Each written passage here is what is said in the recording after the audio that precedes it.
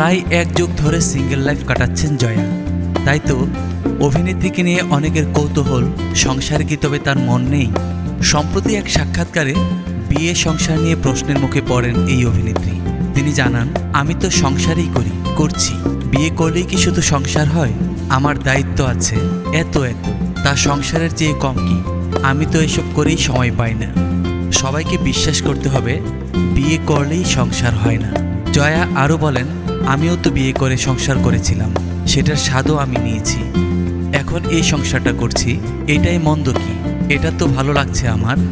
যেহেতু এটাই বেশি ভালো লাগছে, এই সংসারটাতে আমি সাকসেসফুল। কাদের নিয়ে সংসার করছেন জানতে চাইলে জয়া বলেন, আমার 4 পেয়ে বাচ্চা, আমার মা, পরিবারের ভাই বোন, আমার গাছপালা, সব কিছুই আমার সংসার।